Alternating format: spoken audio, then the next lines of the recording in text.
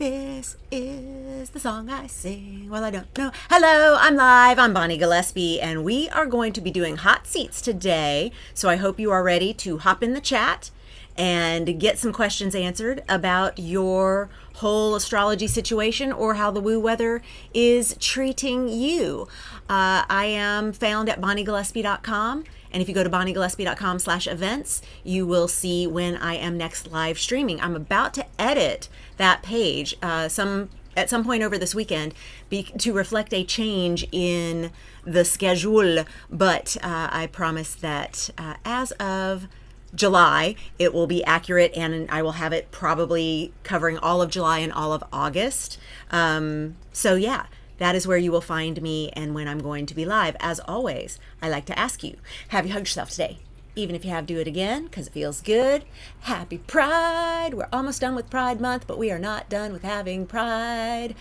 Yes, please do that. Be an ally. Be prideful.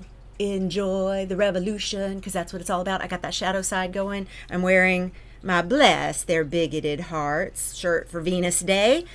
Venus Day would usually be like some green, some baby blue, some pink, things like that. And I am kicking it with like all the little love hearts because that'll do. I am checking my chat and I added a poll, and I don't know, not this kind of poll, an opinion poll to ask what of the woo weather that is coming up you are most excited about. And I would love to know what it is you're most excited about, if any of this, because we got a lot. We got a lot happening. There is what did I put in the poll? Can I see the poll? Can y'all see the poll? Oh, I have to hit end poll. Can I see chat while poll is up? Can I see chat while poll is up? Question mark. I can see chat. I can see me chatting while the poll is up. Okay, so anyway, in the poll, I gave you 4 options of the things that are coming up in the current woo weather that I want to know how you're feeling about these things. Or I guess in the poll, I'm only asking which one of these 4 are you most looking forward to? And the answer, if I could have put a 5th one, would have been, are you kidding? None of these. But I know you can find a favorite you can see the poll. Okay, good. I know you can find a favorite among these 4, and I hope you will vote and share what your favorite might be. I will close the poll so that we can all see the results at some point. But here are what we got. We've got Jupiter moving into Leo for a whole freaking year. Yeah, that's a thing. That's a mood. So that's going to happen in just a couple days. We're going to get Jupiter moving into Leo. We've got a preview of Chiron and Taurus. We're going to have 7 years of Chiron and Taurus, but we're going to this summer get 3 months of a preview of Chiron and Taurus. And then we will go back to Chiron and Aries for the last quarter of 2026 and into 2027. And then we will have Chiron and Taurus for the 7 years. And so it's going to be an interesting preview of what that energy is going to feel like. The nodal axis shift. So the nodes are how we get our eclipses, and these are mathematical points that are currently in Pisces and Virgo, and that's where they've been since January of 2025. So we get like 18 and a half months of the nodes in a pair of signs. And in the coming weeks, we will shift the nodes into Aquarius and Leo. So are you getting like, look at all this. Jupiter in Leo, fixed sign. Chiron in Taurus, fixed sign. Nodal axis shift into Aquarius Leo, fixed signs. Interesting. I see a theme. The 4th thing I asked if you might be voting on as your favorite upcoming transit in the current and upcoming woo weather of excitementness is Mercury retrograde in Cancer. And I just put that one because I'm like, some people really love Mercury retrograde. I'm one of those people. I love Mercury retrograde because it slows everybody else down and allows me to go beep, beep, pshh, ahead with a lot of things that I've been trying to work on or get out the door.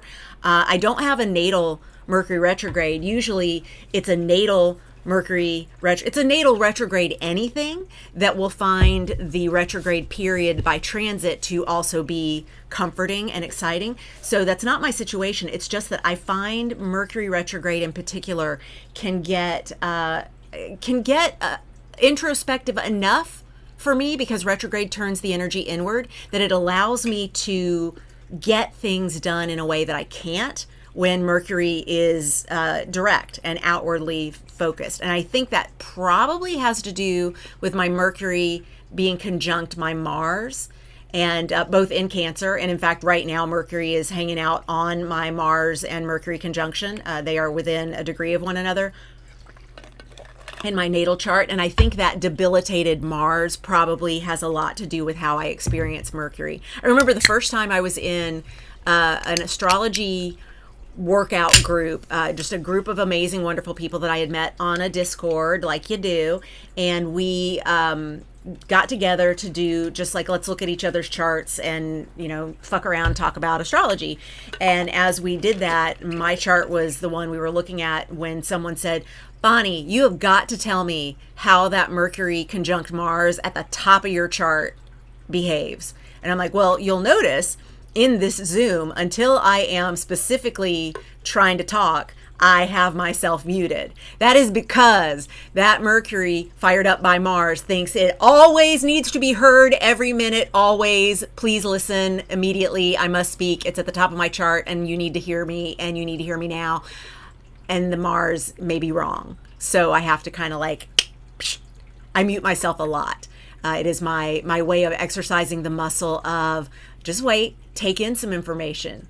Yes, you do have good things that could be helpful right now. Yes, you absolutely could share an aha moment that helps a lot of people. Yes, that's probably true. And also, sometimes you need to not talk. Oh, I'm smelling my hands and I have to tell y'all. Oh my God. That sounds weird, but let me tell y'all. So you know that I am obsessed with, you may not know, but you may know, because if you've been around, you know I'm obsessed with Egyptian magic. This is a little sampler size from forever ago. I don't even want to look at when that expired. Oh, not that long ago. Anyway, I have these little tubs and not so little tubs. Like I have a massive vat of Egyptian magic. I have these all over the place. They're for my cuticles.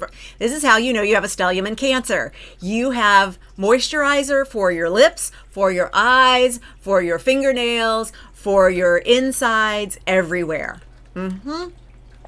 Water signs in general, but especially Cancer, you will always have some kind of like lippy lotion, potion, something. Okay, well, so Egyptian magic is my favorite because I can use it on my hair, I can use it on my skin, I can use it on the dog's paws, I can do all sorts of things. Well, so I had a little larger than this container of Egyptian magic that was running very, very low, and I was in need of some kind of essential oil something on my neck. I was having some just crunchy neck stuff that was feeling like it was going up into my brain parts.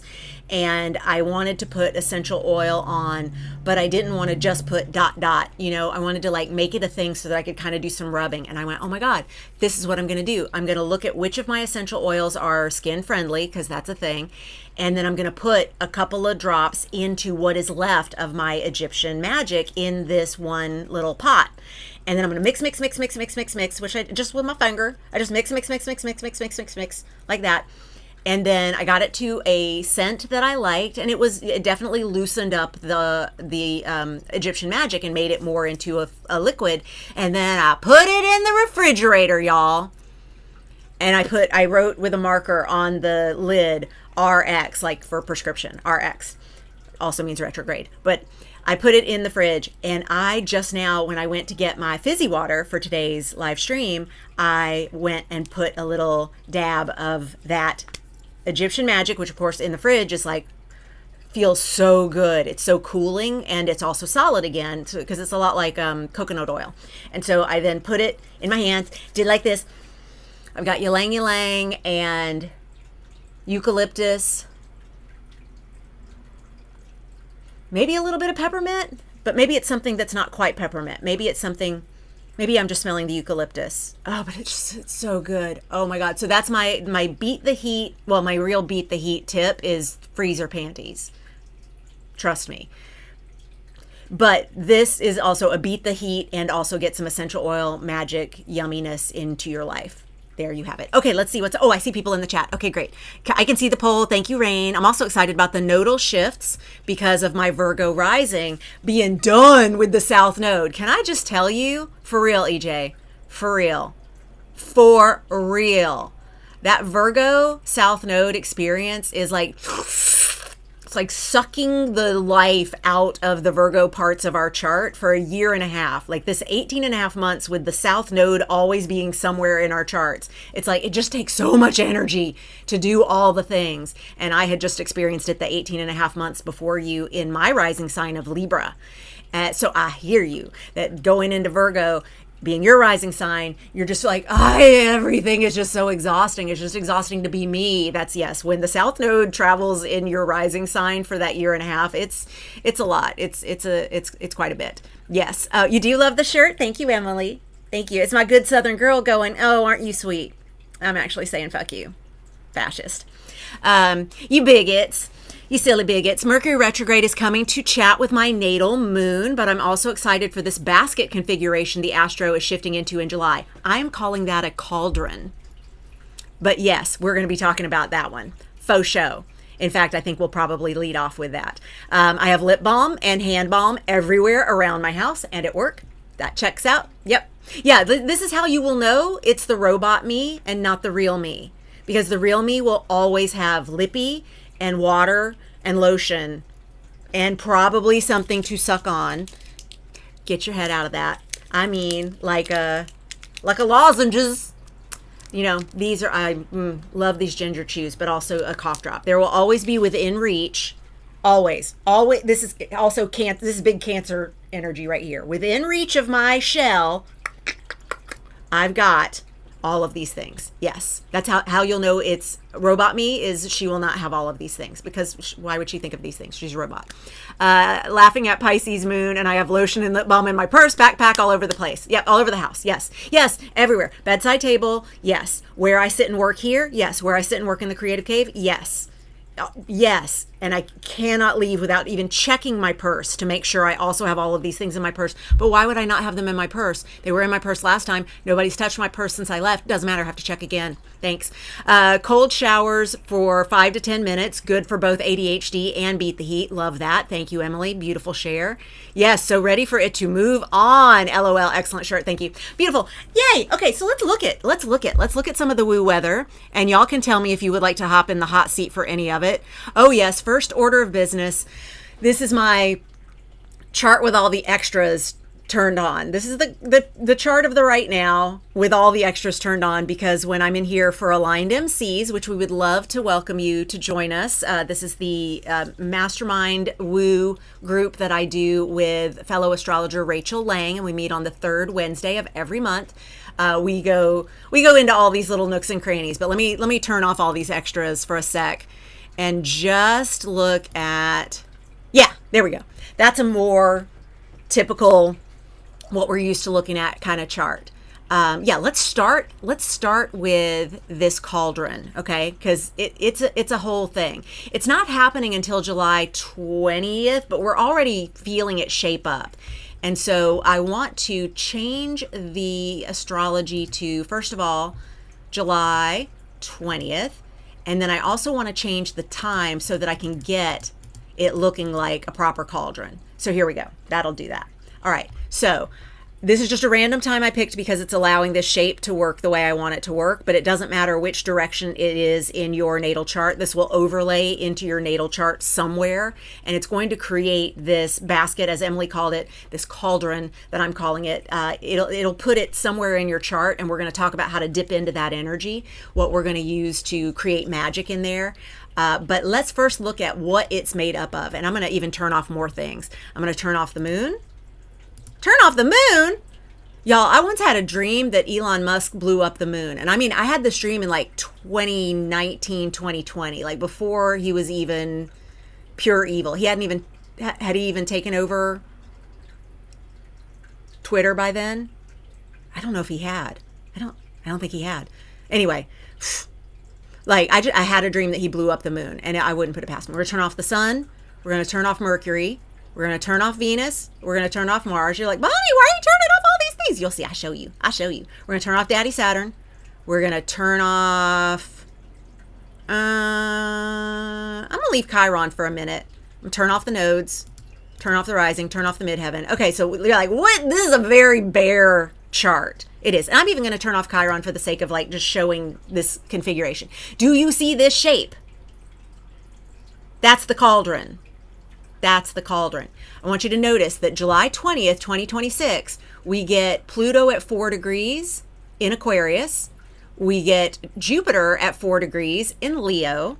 So those are opposing one another, creating this handle, this lid, this top of the cauldron. And we have Neptune retrograde at 4 degrees of Aries. And we have Uranus over here at 4 degrees of Gemini. What? I know. Look it. It's all three of the outers, Pluto, Neptune, and Uranus, in these chunk, chunk, chunk, really happy little 4-degree sections of the life of this degree-based life. They are all in relationship with one another because between our air signs, Aquarius and Gemini, we have a trine. That's this one right here. That's a trine of those. But we also have sextile to Neptune from each of them. That sextile is a 60-degree angle, and it is to something that shares polarity, because even though Aries is a fire sign, not an air sign, both air signs and fire signs are active. That's the polarity of them. And so, of course, another fire sign over here is Leo with Jupiter in there. Jupiter moves into Leo like in a couple of days. And that, of course, is a trine to Neptune in Aries and a sextile to Uranus in Gemini, and then an opposition to Pluto in Aquarius. So there's your cauldron. This is happening somewhere on your chart, starting already kind of now. Like we're already, once we get Jupiter into Leo in a couple of days, gonna be moving more and more toward this, because the degrees are going to be getting closer and closer to exact as we move toward late July. And the July astrology is already bonkers. Like let's assume we survive the first weekend of July. Like, and that is an assumption. I mean, I'm not trying to scare y'all. I mean, that did sound kind of scary. So let me show you. Let me show you what I mean. I want to go to this computer over here. I actually have my laptop in here because I had an earlier Zoom in here where I was doing some things. I want to go to this place, and I want to go to this place, and I'm going to go to this place. And you're like, Bonnie, I can't see. I know. I am going to put it on a place where I can get it easily from this computer. And then I'm going to pull it over here. Can y'all see my calendar? You can. I can see in my monitor that you can see my calendar. Okay, great. Excellent. So this is the Aligned Hustle calendar for July. And we have coming up here on Friday the 3rd, Mars conjunct Uranus. Now, I'm going to come off of this and look at y'all because I want to make sure that you can feel my heart when I tell you don't panic. But, I mean, so here's the story of Mars and Uranus. Mars has to climb over Uranus every 2 years because Mars takes 2 years to go all the way around. Uranus moves very slowly, not very, but takes 84 years for Uranus to make it all the way around. So Mars is going to go across Uranus every couple of years. So we've experienced this before. We have not experienced this before in this Uranus lives full time in Gemini situation. We have not had Mars crossing Uranus in Gemini in like 80 years, like since at the end of last Uranus in Gemini season, which was during World War II. Ask me when it was before that. Civil War. Ask me when it was before that. Okay, American Revolution. Okay. You've given me enough of what Uranus in Gemini is all about. Got it. Like it has a little signature, just saying. So Uranus is hanging out in Gemini, and Uranus is like an old abandoned fireworks and dynamite factory / warehouse. Like we don't really know what's in there. But we know that what has typically been in Uranus is explosive. And so we've got Uranus and Gemini just hanging out, being an old, dusty, abandoned warehouse filled with possible explosives. No big deal. We got Mars. Mars loves to cut a bitch. We know that. Mars loves fire. Mars is the planet of taking action. Mars is the planet of passion. So a lot of good stuff with Mars. Fight, fuck. Mars is like all that. So Mars has been in Taurus for a little bit. Like Mars tends to spend about 2 months in each sign. So Mars has been in Taurus, and Taurus is slow and low. Taurus says, I'll get angry eventually, but I'm not like here to create anger. Like it's just, I will express a temper at some point, but it's going to take a lot to get me fired up. And so Mars has been over here in Taurus going, I've got this old Zippo lighter. Flick, flick, flick, flick, flick, flick. It's not flick, flick, flick. Mars is really frustrated by the time it's leaving Taurus because it is not getting lit. And then it moves into Gemini. Hi, air sign. Would you like some air with your Zippo lighter? Would you like to get some like energy around this flicking that's going on with this old rusty lighter as you come ever closer to this old, abandoned, possibly filled with explosives factory warehouse situation that is Uranus? Yeah, let's see how that goes. This is Mars conjunct Uranus, and we are moving toward that already. Like we're always moving toward or away from something astrologically. We're always applying or separating, applying toward, separating from a transit. So like I said, this has happened before. It's just been a minute since it's happened like this. And so one of the things that we like to look at is how is the sign that we are having this experience in being ruled. So the sign that we are experiencing this in, Mars conjunct Uranus, is happening in Gemini. By this time, Gemini, that is ruled by Mercury, is experiencing rulership under retrograde. Remember what I said about Mercury's about to go retrograde? Mercury's about to go retrograde as the ruler of Gemini when Mars is about to hang out with Uranus. That's a lot. That's a lot. That's a lot. That's a lot. And at about the same degree, at least within orb, we are going to have a sextile to Jupiter in Leo because Jupiter will have just moved into Leo. So it's getting within orb. So this little experience here, I'm saying let's get through that, and then we will see where we are with this beautiful cauldron situation. So moving forward, knowing that we are going to survive all the things because we always do. Just we survive them with our humor and with our awareness that all of this is just a speck of dust in the universal timeline of all the things, and we're just in these temporary skin suits getting to hang out with each other on this timeline in this dimension. Eventually we're going to experience more dimensions and more timelines becoming very, very much a part of our regular awareness. Just ask anybody who talks quantum physics. It's all already there. We're just not yet dialed in to perceive it. That is going to change. That's a big feature of Pluto in Aquarius for these 20 years that he's going to be hanging out there creating transformations. But this cauldron situation is beautiful because there's all sorts of magic being built in here. Let's talk about what each of these planets represents. Pluto represents transformation, and not just like it's makeover day and we're going to try a new color. No. It's not get your new hairdo. No. This is burn it to the motherfucking ground. Tarot card, tower card in tarot. In tarot. Tower card in tarot.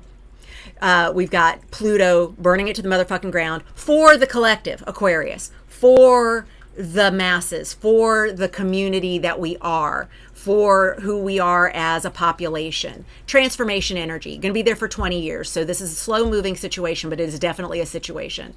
Neptune's the actor planet. Neptune's the storyteller. Neptune's the liar. Neptune is always telling the better story, not necessarily what is true. Neptune usually represents a place in our chart where we're not really clear on what's happening there. Neptune in our natal charts usually represents a place where we may be lying to ourselves. We may be addicted to something in that space and not realize what that is, and what the dynamic could be if we would just tell the story correctly. But Neptune's like, define correctly. It's a good story. Like, there's this amazing story about Chris Christopherson flying a helicopter and landing on the property owned by Johnny Cash because he so wanted Johnny Cash to listen to a song that he had written. And instead of coming out with his gun, Johnny Cash comes out with a beer, and they sit together and decide Johnny Cash will record this song written by Chris Christopherson, which completely changes both careers. And at one point later, one of them was interviewed about, did that really happen? Is that really true? And whoever it was of the two of them said, does it really matter? I think it was Chris Christopherson was interviewed about it, and would like, Johnny Cash tells this amazing story about you landing a helicopter on his property to make him listen to a song. Is this true? And Chris Christopherson's like, it doesn't matter if it is. I mean, it's such a good story. So that's Neptune.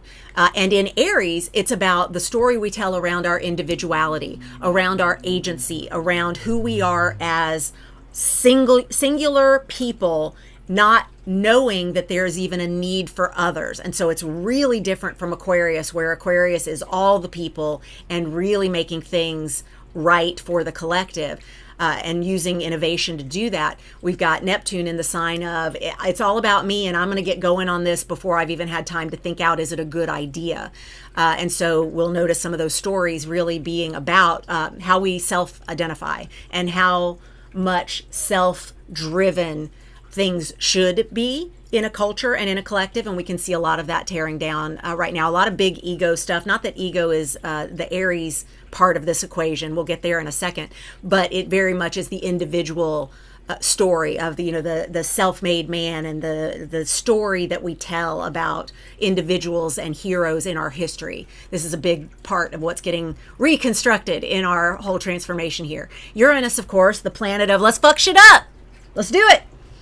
Where am I not free? That is the question that Uranus is always asking. Uranus comes into a space and says, I'm going to look around. It's a real housewife having pre-flighted on the way over to the dinner party, walking in a little bit of a lean and sway in the swagger, going, I'm about to flip some tables, bitches, because something in here needs to get upset. We need to upset the status quo and make things different. That's Uranus always, but always in the mission of, where am I not free? I'm going to break free with these changes that I make. Uranus is about creating options that didn't exist before. And what is Gemini, the sign that Uranus is in? All the options. Always curious, what else is there? The reason that Uranus does so much explosive stuff in Gemini is because Gemini so welcomes all of that exploration, all of that discovery. It's like, yeah, what else can we do? What else can we blow up? What else can we see? What's under there? What happens when we're free like that? What happens when we're free like this? This is, and also as the communicator, Gemini, we get a lot of new stories being created with this catalyst. So there's a lot of good to this, even though the Uranus in Gemini pattern has been a little terrifying when it comes to wars in particular.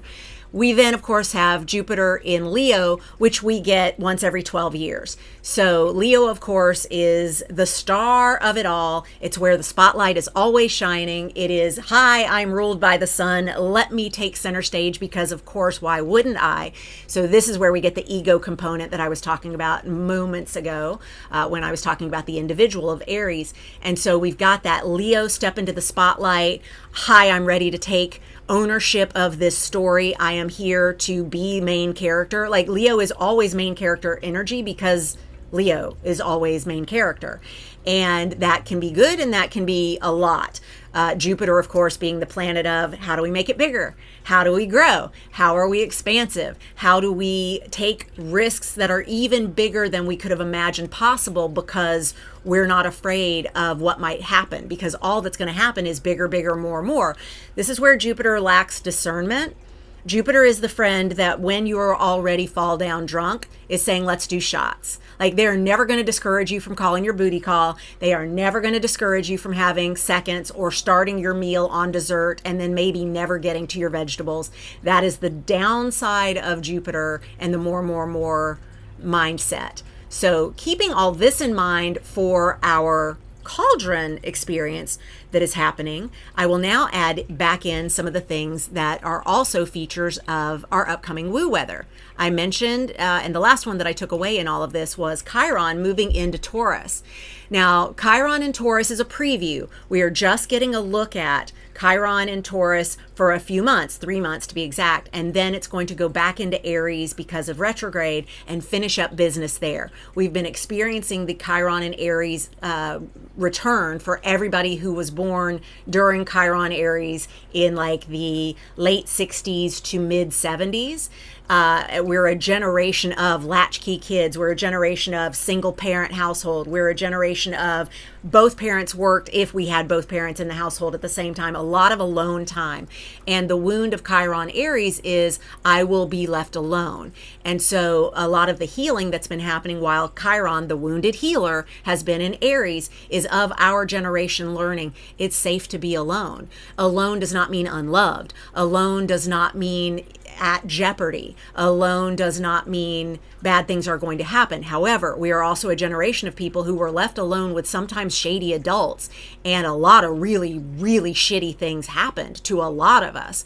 And what is the way to soothe that? Yes, that was true, and also it is still okay to be alone now that you're an adult, that being alone and making decisions alone is not problematic. That is kind of the healing that's going on around that wound, and we're not done with it, which is why when Chiron entered Aries in 2018, I was like, oh my God, more is being revealed, more sex crimes, more Epstein files like things, more is being brought to light about shit that was being done to a lot of people of our generation, but people of all ages during that Chiron Aries return.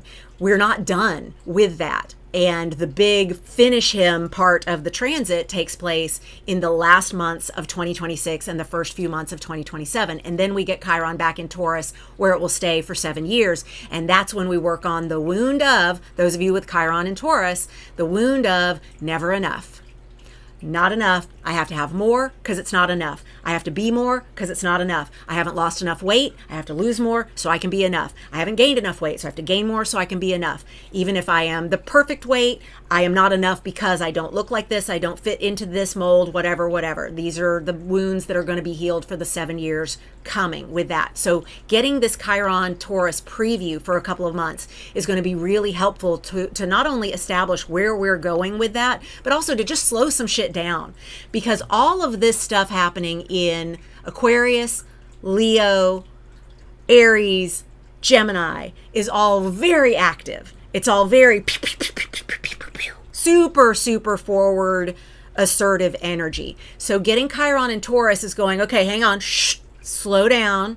Chiron in Taurus allows us to slow down because because Taurus is a receptive sign, and because Taurus is like, what's the hurry? Taurus being Venus ruled is like never late, always worth the wait. So that is a good thing. It's going to help us get some preview about Chiron in Taurus for the years ahead. Then we will go finish up the Aries part of it all. The nodal axis shift is the next thing that I want to show off here, because as of the 20th of July, we still are kicking it on the the Virgo, different V word. We're still kicking it on the Virgo Pisces axis. And that axis where we've been getting our eclipses since January of 2025 has been in the balance between Virgo seeing all the issues, like what are all the problems, what needs fixing, what needs healing, what are all the details, and how can we make sure that all of this gets checked off.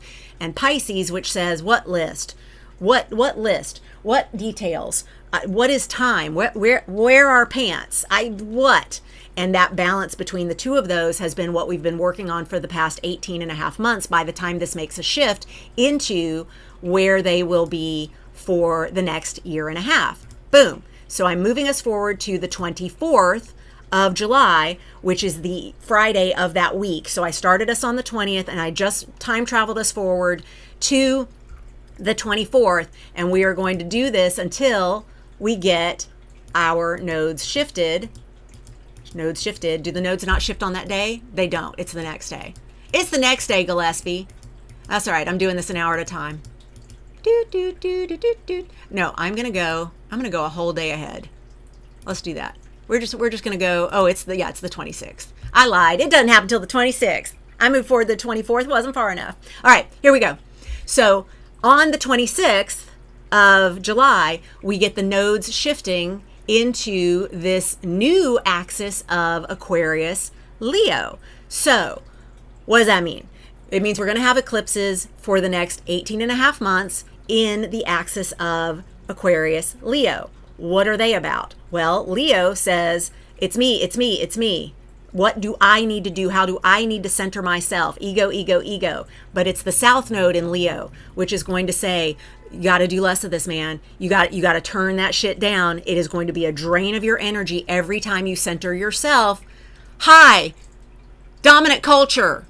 All you billionaires, every time you center your fucking self, it's going to exhaust you for the next 18 and a half months. And I don't care how many super drugs and how many chambers of make me feel like I will never die, I'm invincible that you have, it's not gonna help, because South Node, more popular than your barometric pressure. What is the word? Bariatric pressure? That's not it. What's the pressure chamber? What's the thing that people want to live in so that they can live forever? Hyperbaric chamber. Can't do it. It's not going to work. That's where I'm going to look at billionaires. And then eventually I'm going to be looking down there at billionaires. So the Aquarius North Node says we're going to turn up Aquarius for a year and a half. For these months of eclipses and radical change that happens with those eclipses on this axis, we are going to be turning up the collective, the we, the population, the they, them. We are going to be honoring all that it is to be different. Let your freak flag fly and you're still a part of community. It is going to be big Aquarius revolution energy. And I'm here for it. It's a year and a half of this. So as these eclipses hit, we're really going to be experiencing yet another speed up of this revolution that's going on here in being a human, because that again is an axis of active signs. Leo, active sign, fixed though. Aquarius, active sign, fixed though. So that means resistance, because fixed, resistance to change, but also change because active and assertive, and eclipses are always going to create change and in unexpected ways. So meanwhile, we will have just survived our Mercury retrograde. I'm going to put little Mercury back on here. Mercury, where'd you go? Did I not put you back on? I didn't. Mercury now direct in Cancer. So Mercury is going to backtrack through the third decan into the second decan of Cancer during retrograde. I'm going to add back on some more of the things so that it's what we're used to seeing a little more. I think, I hope. Do I have everything that we're used to seeing? I think I am. And now I'm ready to do some hot seating of where all this is landing in your chart. So if you have given me consent to put you in the hot seat, I'm going to do that. But first, I'm going to close the poll. Last moment for you to vote in the poll. What is the transit you are most looking forward to of those four? One being Jupiter moving into Leo. One being Chiron moving into Taurus for a preview. One being the nodal axis shift into Aquarius Leo. And one being Mercury retrograde in Cancer. I would love to know which of those four you're most excited about. And I am sorry that you don't have something else as an option. It only gave me 4 options for the poll. And this is my first time using a poll.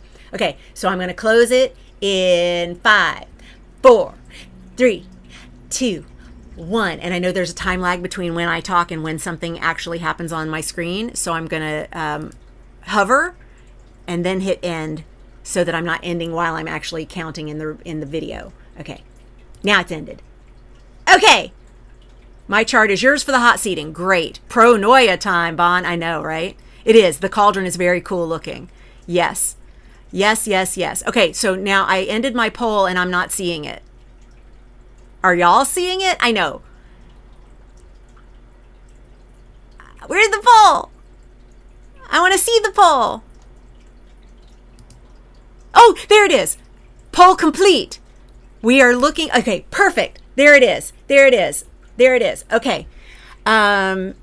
Y'all, those of you telling me put you in the hot seat, give me your birth info, and then you can delete it right after I write it down so that it doesn't live in the chat, because I don't have saved charts in here. I have them in my creative cave, which even though that computer is here, it's just, y'all give me, and I'll write it down real quick and then tell you can delete it so that you don't feel exposed to the world. Thank you. All right. So meanwhile, what did you vote most on? You most voted on a year of Jupiter in Leo, 49%. And then second place is nodal shift to Aquarius Leo, with 38%. And then 13% of us said Mercury retrograde in Cancer, rocking it with me. And then Chiron and Taurus preview, womp womp. Nope. Nobody's saying that's a favorite. Yeah, Chiron is, it's bloody work. It's bloody work. All right, so I've got EJ, I've got Emily, and I've got Rayne. All right, let me tell you when you can delete. All right, EJ, we are going, and I'm not going to say it out loud because that would defeat the whole point of it not being on the screen, right? Okay. 8 p.m. June 10, Florida. Okay, EJ, you're good. Emily, 10, 17. Ba, ba, ba, ba. I know this is fun. This is the part where we go, Bonnie, why aren't you talking? You never shut up. I do. Sometimes. All right, you're good, Emily. Rayne.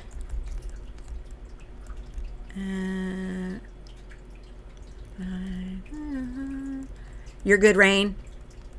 Delete, delete. All right, excellent. We will do that. Oh, okay. Fifi. Let me get you before I go away from the chat. 10,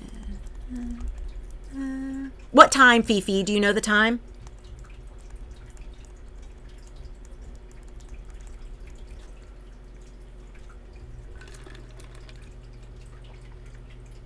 If you don't, we can do some stuff, but not a whole bunch, because this is house based. Well, I mean, you know, it's going to happen in the signs, but well, I want to know where the houses are. Danielle also got 421, 70. Gotcha, Danielle. Delete away.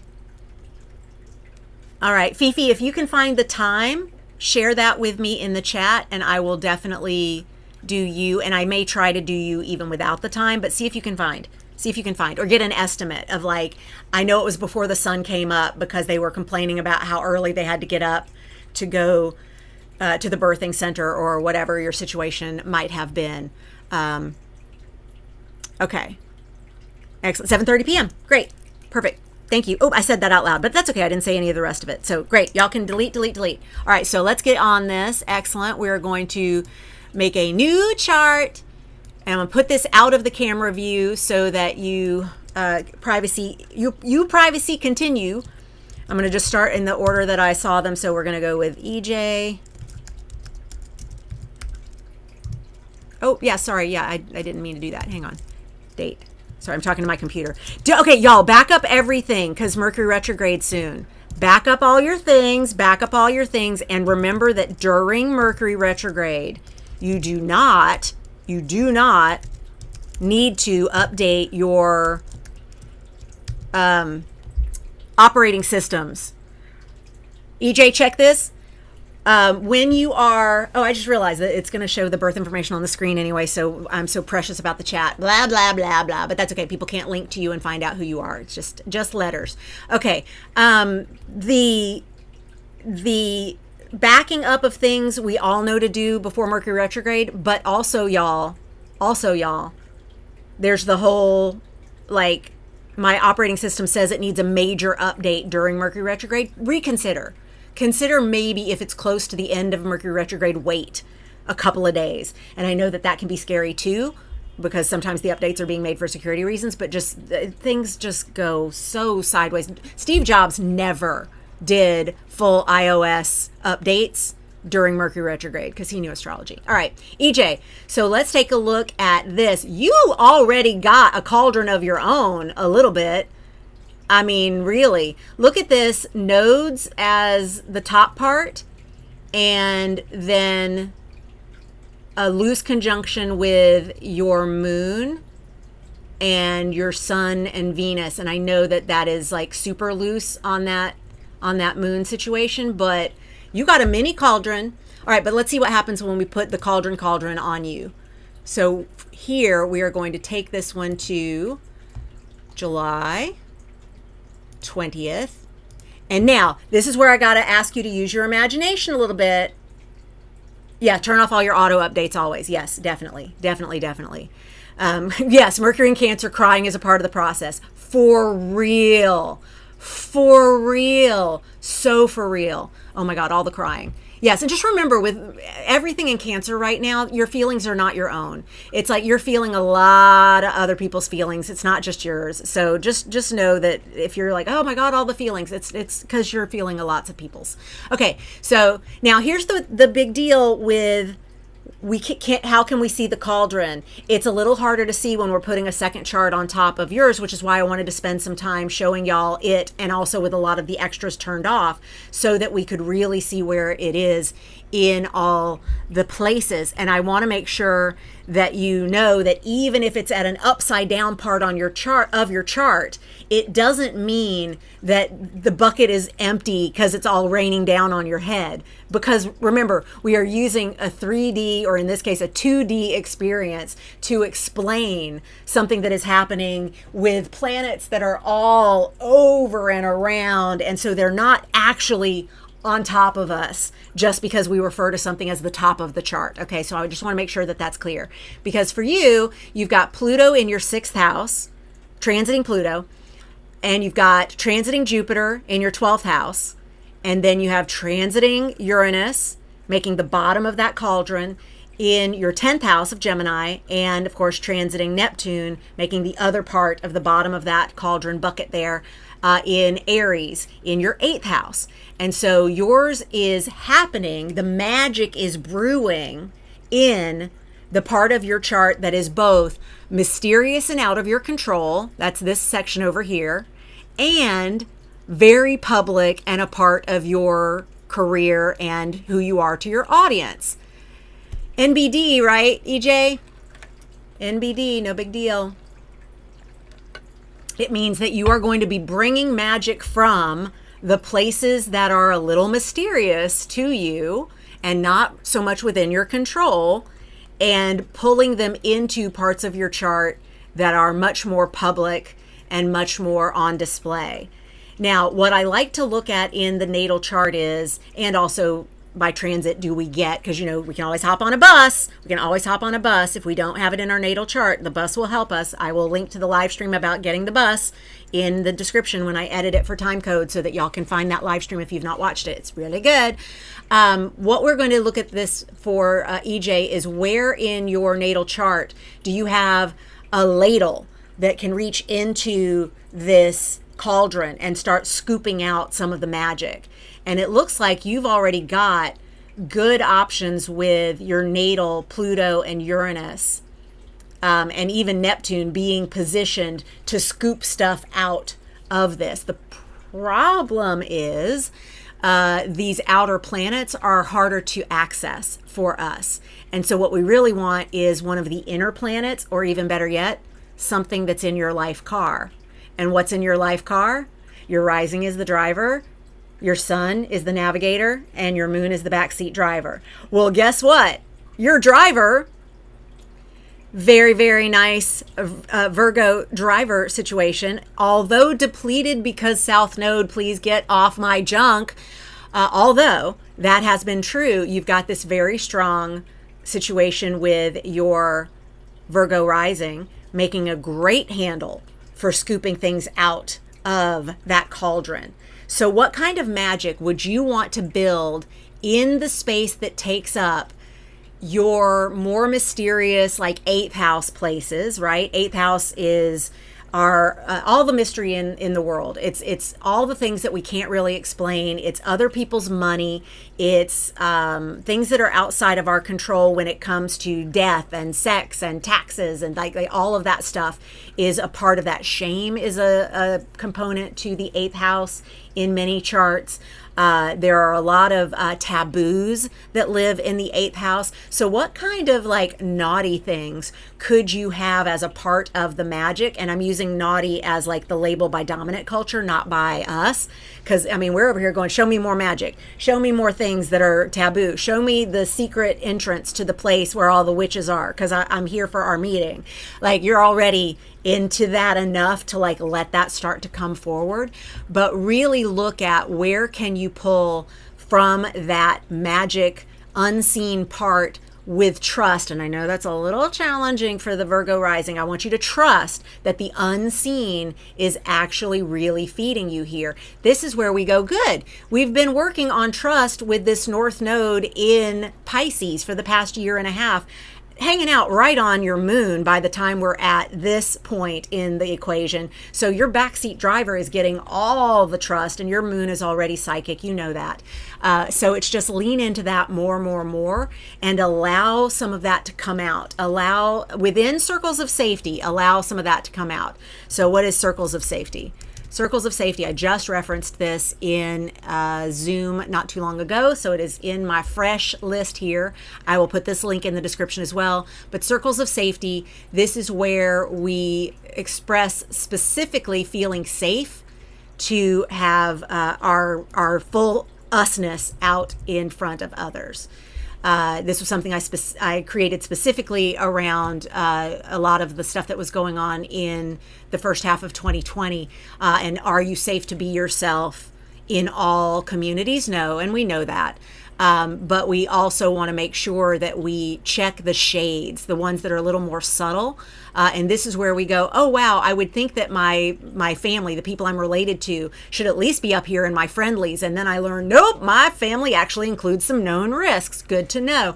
So honoring ourselves and being ourselves within our circles of safety, very important. And so I would just encourage you to let that be part of the story. Okay, EJ, thank you very much for taking on the first hot seat. I do appreciate you. We're now going to go to ES, and I know you know who you are. Let's go here and here and here and here, and there we go. Make sure I got you right, ES. Does this look like you? And I know, I'm double checking because we're in the shadow for Mercury retrograde. I just want to be sure. Okay, when we take a look at this, now, where is the cauldron in ES chart? EJ says, love this. Thank you so much. I've been thinking about coming out in a few ways, so this gives me hope. You're never gonna feel fully ready, like on super steady ground to everybody all at once. But that's why I reference your authentic self, circles of safety. You will feel ready to first come out to yourself, to then come out to intimates. Like even saying that you're planning that here, that is already testing that out and seeing if you're met with celebration and support and encouragement, or if you're met with, no, whatever it is, hide it, whoever you are, be ashamed of it. No, you're not going to get that here. Sorry, that does not exist in my world. I'm going to be like, great, tell me more things. I am so absolutely chart ruler in the 11th house. Like, yes, all of it, celebrate it.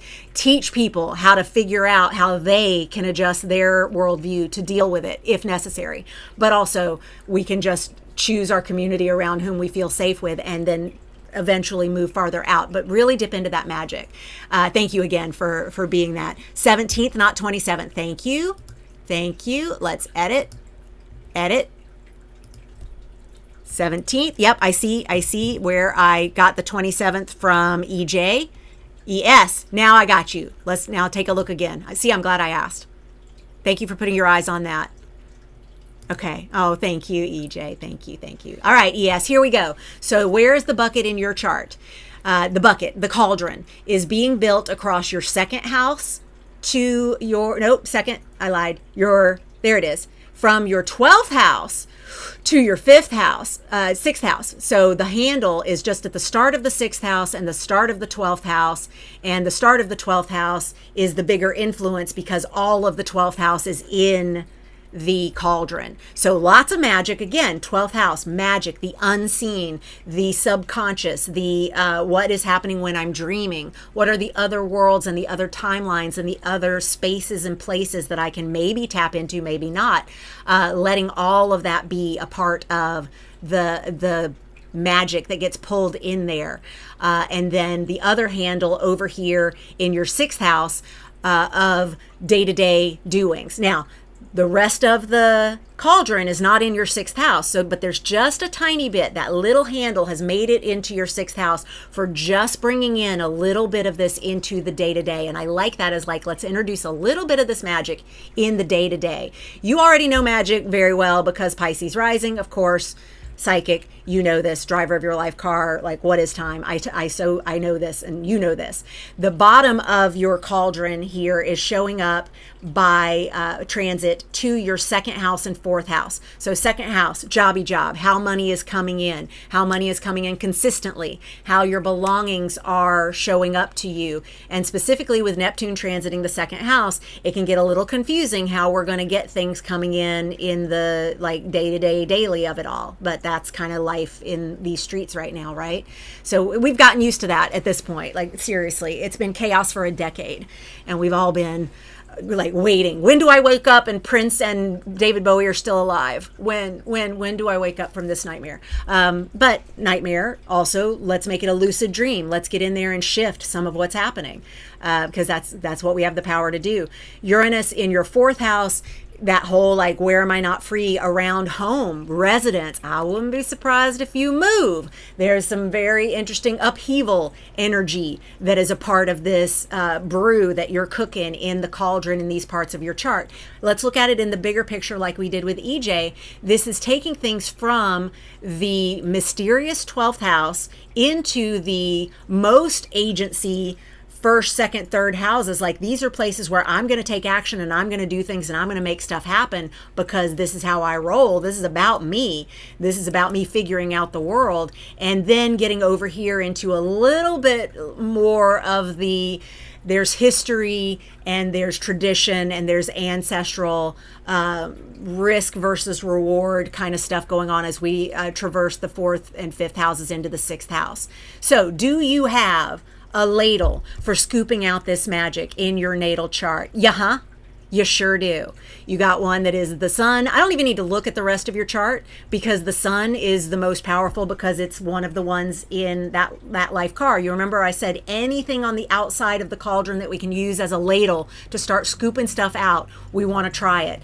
But the best to start with are the rising because driver of life car, the navigator, sun, because navigator of your life car, I got the map, I know where we're going, I can put this ladle to good use with this magic in this cauldron. And then of course moon, backseat driver, less influence but still very much in charge of how we get our needs met and how we feel safe. So your sun in the 8th house might be a really good ladle to pull from. It just allows you to bring this brew more into your trusting that there is magic, trusting that there is unseen 8th house stuff. And I know we've been talking specifically about your sun in the 8th house and what that means in terms of your chosen career and being seen. So if you're like, yeah, I really don't want to use my sun because reasons, I get that. The next most powerful place I would go then is your exalted Mars in the 11th house. You have Mars in Capricorn, which is exalted. That's Mars. You know how I say Mars loves to cut a bitch. And if your Mars is in Cancer, it's in fall, which means often the bitch that gets cut is me. For you, you've got yours in Capricorn, which is where Mars does best. Mars is like, I like competition. Capricorn's like, I like competition. And they become besties and they do really well together. They enter competitions together and they always win. So you've got an exalted Mars, even better a ladle, but that ladle is a little close to the lid. So it's good that it's in exaltation. I would say anything you can do that brings your 8th house magic and your 11th house community into focus, that's going to be the most powerful use of that square energy of those cardinal signs. Does that track for you and some of what you've got planned, doing things for the collective, doing things that are out in the community, and also trusting that your magic is there even when you can't see it? I think that's going to be the big conversation for you with this, and I know we will talk about that separately, but I just want to check on you while we are here. Let's see. Put me in the hot seat. E. Let me get your, give me your birth stuff, E. Oh, I actually do have you saved on this. But I have you saved like whole name, all information. Put your stuff in the chat for me so I just have it handy and I won't pull that one up because it's going to have too much information, I think, for you. And then you can delete it in the chat after you've given it to me if you would like. Tell me, ES, is this tracking for you? And I know we're on a delay with the chat, so I'm going to go ahead and start putting in Rayne's information. No, I just totally put someone's stuff on. Yeah. Don't be creepers. Don't see who I just pulled up. I know. You will. Okay. Time and place, please, E.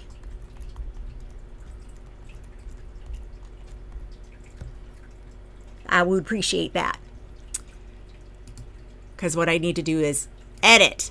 Yes. There it is. Okay. Been working on trusting the magic. That's been part of the process for sure. Yeah. Can you just like every day remind yourself that you're pure magic? You know, I would like that.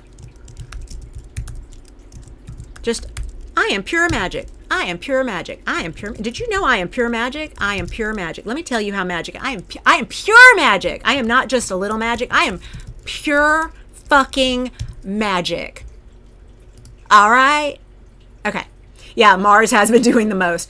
Yeah, Mars got energy. Mars can do the most. I mean, okay, I'm going to keep one eye on the chat for you, E. I got you on that. Holly says, put me in next. Well, we're going to go long, y'all. All right, are you sticking with me? We're going to do it like one of those YouTubers that live streams for 4 hours. We're not going 4 hours. We are not going 4 hours. I'm just saying. Okay, hang on. E.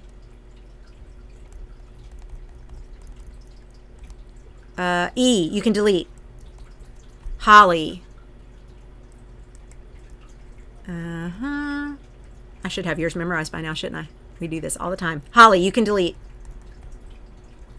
Yes, we're not going 4 hours. All right, but we will go a minute. Okay, Rayne, do I have you right? Do I have you right? Let me double check. Make sure I don't have holdovers from ES's. All right, I think we're good. All right, where is the cauldron in your chart? Woo! We got 3rd house for the Pluto part of it, the lid connecting to the 9th house with Jupiter over here in Leo. So there we go for your lid. And then for the base of your cauldron, we've got it happening in the 5th house and over the base happening over to the 7th house. All right, so what does this mean? So 3rd house, that is your early childhood education, yes, and how you learned to communicate. But in your lived experience now as an adult, it's going to be things like writing, getting published in the minor spots, meaning like 9th house is big publishing, like putting out a book, but the 3rd house is Substack. 3rd house is I've got a newsletter. 3rd house is I've got a blog, a vlog. I'm big on TikTok. Like it's all social media is 3rd house. I am writing things that even if I'm not putting them in public places yet, they are going to be a really important part of the story. So you've got that happening there. The base of the cauldron, of course, happening in your 5th house, which is children or childlike glee. So your relationship with having kids, you and your inner child, if that's more suited to the work that you do there. It's also taking risks. It's stepping into the spotlight. It's being seen. It is all the kinds of things that tend to be a little more frisky and playful in our charts. And then the 7th house, of course, where you've got Uranus right now. 7th house Uranus, I can tell you from having survived a 7th house Uranus transit, it does mean a lot of upheaval in your one-on-one relationships. That doesn't mean they end. It could mean they end. It means a certain thing about the way they are kind of ends. And that could be great. It could be a welcomed shift, like the shift that it made in our relationship. Keith and I have been together since 2001. We met in April of 2001 online, and met in person in July of that year. And we're still together, but we weathered me having a 7th house Uranus transit, and it was bumpy. It was bumpy, but we survived. And it definitely broke us free from some things that needed to be free from. So take a look at how that might be showing up, but definitely some partner work there. And then, of course, the other side of the handle, the lid there in your 9th house of publishing and academia and astrology, psychology, international travel. But it's just at the start of the 9th house because Jupiter is just entering Leo for this. So whereas with the Pluto in your 3rd house making the lid of the cauldron, it means that you definitely have all of the 3rd house included. So way more 3rd house than 9th house influence for this. So do you in your natal chart, Rayne, have a ladle? Let's look. You got a Neptune ladle really close to the lid. You got a Uranus ladle, a Saturn ladle. We have an ascendant. I don't have to look anywhere else.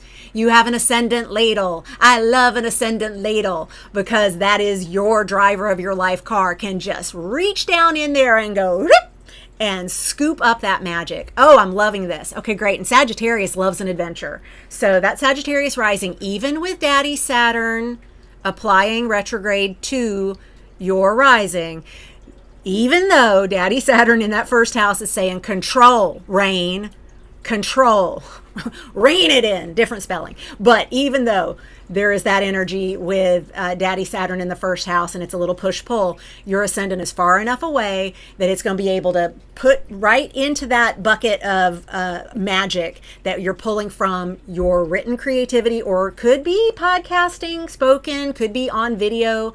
That bit of magic that's happening for you in the 3rd house, scooping into make it fun. If it's not fun, you're not going to do it. Make it fun, make it fun, make it fun. That's 5th house energy. Make it fun or you're not going to do it.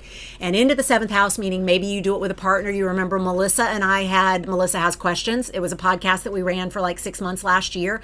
Great fun. Helped her build a muscle that she needed for some things that she wanted to build. Helped me get some stuff like churning out fast and build my YouTube channel a little more, which was great because it's so actor content heavy that the more I could get it built up with more recent astro content or creatives in general rather than actor specific for the creative career, great. So think of things where you might want to bring in a partner for that and allow yourself to scoop into that liberally without fear. And I already know Sagittarius rising, what is fear? It doesn't exist, except you got Saturn in the 1st house, so I know it does exist. How's that? Looks right? Oh, that looks right was on when I checked to see if the chart looked right. Yes. How does this feel for you? How does this feel for you, Rayne? Are you feeling it?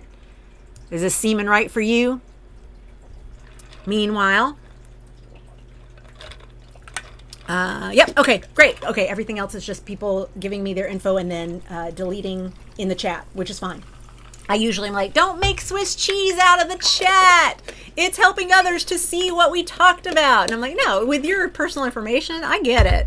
I mean, my birth information has been public since Mom got into astrology. Like before there was an internet, she was putting it everywhere because I was, of course, the kid that she would practice on because she's like, why did I have this kid? I did not want this kid. I spent the entire pregnancy going, please let me love this child. Please let me love this child. Please let me love this child. And then she did. She loved me a lot. She loved me the best. I am definitely the favorite and you can't tell me otherwise. All right, Fee, you are up. followed by Danielle, then E, then Holly. And that is it for what we will be doing. I've been working to turn my social media into a cohesive ecosystem for a business that I'm starting and figuring out. Boom. There's your magic. There's your magic, Rayne. There 'tis. Tap in. Oh, ES. I also see where I got the birthday of October 27th because that's Fee. Neat, huh? Look at y'all. Look at y'all clustering. I love it.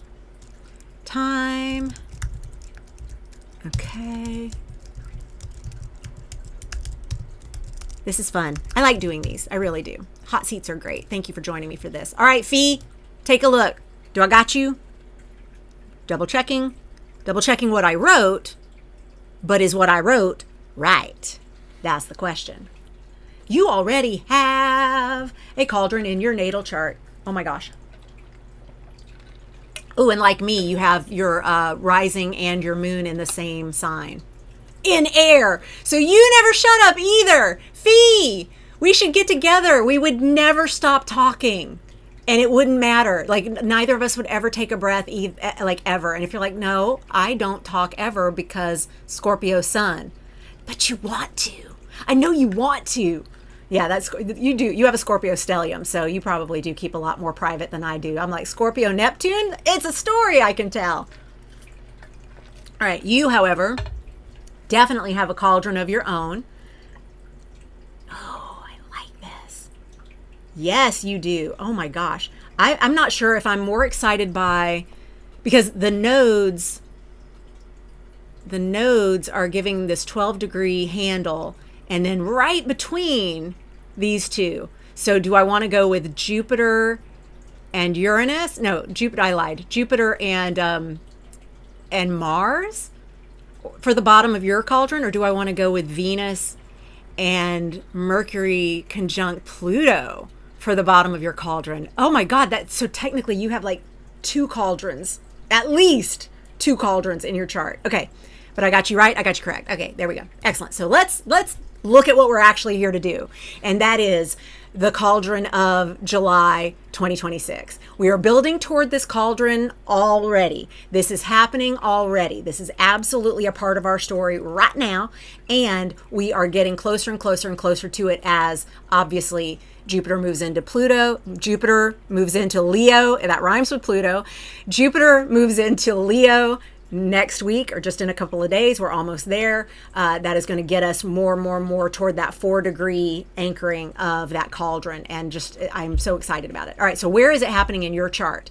It is happening over in this part of your chart. So you've got the handle in the 9th house. Ooh, on your Saturn. You got Pluto on your, Pluto's been on your Saturn for a couple of years now, almost done. Because we use a tight orb for Pluto. But so you've been transforming your, I got to quit looking at your chart to give you a reading, Fee, because you definitely have been transforming some like boundaries and limits and things that you thought were limits around higher ed and professorship and travel and things that happen in the 9th house. Okay, I gotta focus. I need blinders like that. I need to like make sure that I'm only seeing what I'm here to see. But we've been going long enough now that I am definitely getting like, oh, you can see I do this because my back gets all wonky and I'm like, oh, I gotta shift how I am. And this is also when my flow theory, meaning flow, gets all wonk. All right, so here we go. We've got a handle at your 9th house, and then the top of your 3rd house, like, so just the start of your 3rd house. So you're going to have the reverse of what we just did with Rayne, in that you're going to have the majority of that energy of the 3rd, 9th axis in the 9th house, not the 3rd house, because yours is on the exact opposite side. Your cauldron's on the exact opposite side from where we were before. And so dipping into that 9th house means academia, travel internationally, studies, getting advanced degrees, doing things that feel like they are religious or philosophy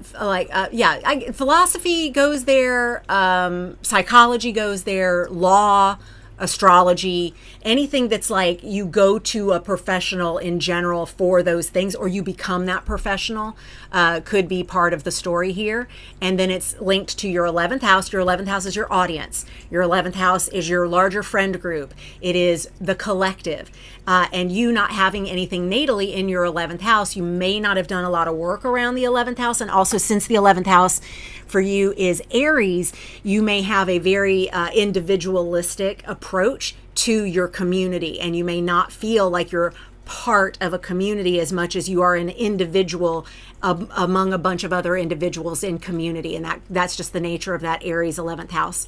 It just sort of, it's a little wonky in that way, but that's great for being a leader to that 11th house. And so the stories that you're telling around friend group, community at large, the collective, your activism, this could be something to tap into. Uranus visiting your first house. Oh, honey, Fee.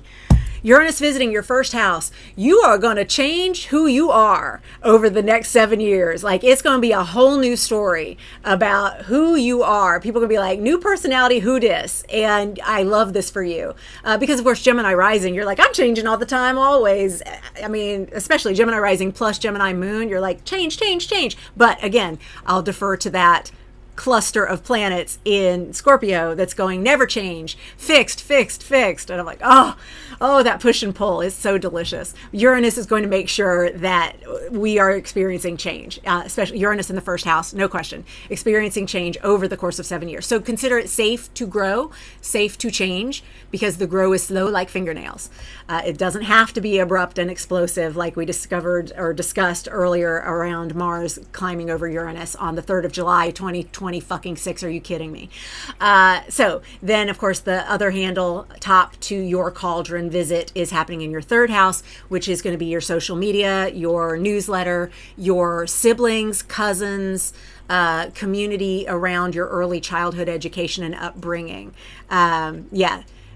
Let's see. Yes, Fee, you will. Just moved through that, says E. Yeah, like it is a feature. It is not a bug. It is a thing that happens, and when we see it coming, we go, okay, get ready. Put that seatbelt on, get like, I'm ready. Let's launch. We're going to take this somewhere, and it's maybe somewhere that I've never thought of, but it's going to happen. Yes, I plan on moving / traveling. Plus I do study astrology, and that's how I found your channel, because I was searching moon void, of course. Yay, Fee. I'm so glad the search led you to me. I'm happy to have you in my life, and I hope that this continues to be helpful. I can't wait to change. Absolutely. Well, then, honey, go ahead and start right now. I like clocked myself in the chin. I was so excited for you, and am. I continue to be so excited for you. This is a lot of change, and it can be a lot of fun. Your Scorpio placements are not going to be very excited or motivated about this, but you let them know that there will be a whole new ecosystem that they get to uphold once you get to the new place, and just really lean into that changeability that you have of all that Gemini in the first house. Let's take a look at what is your ladle. Sorry. What is your ladle? Again, sounds like handle. This is, once we go this long, this is where you really get to see where my brain is choosing different things. And I hope it is as exciting for you as it seems to be to my brain. Oh, menopause, you're delightful. All right. Your best ladle is going to be this Sun and Mars also in Scorpio. I say Mars also because Mars is the traditional ruler of Scorpio.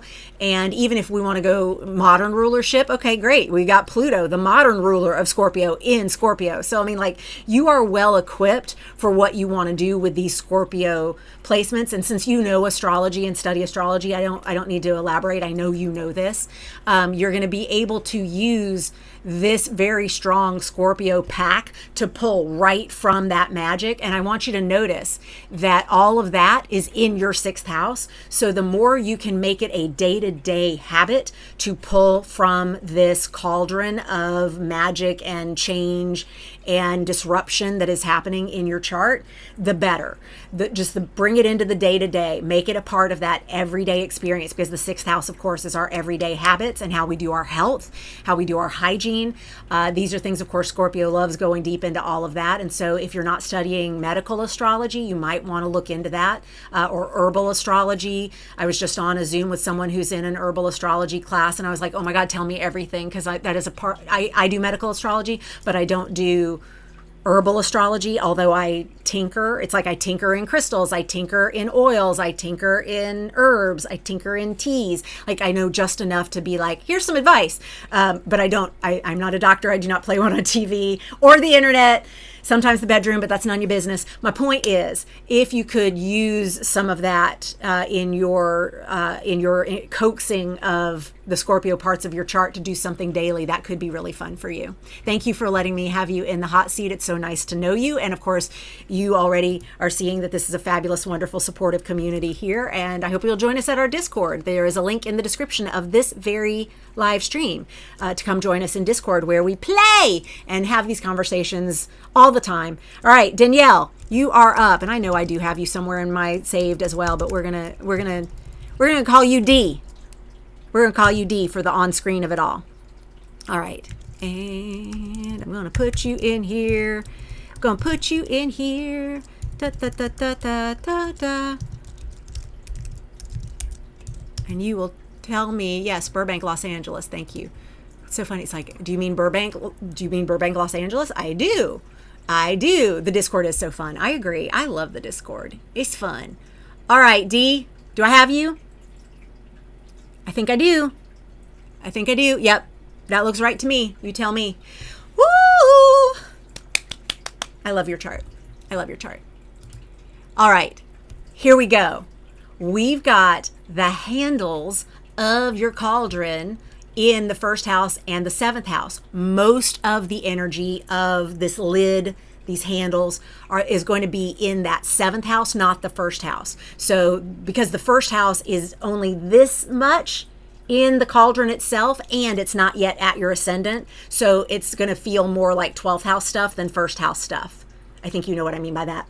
So it's going to be anchored in partnership. I've got the lid of this cauldron. Yours is up at the top of your chart. Again, we're not speaking geographically up, but in this graphic, it's the up direction, because in our charts, it's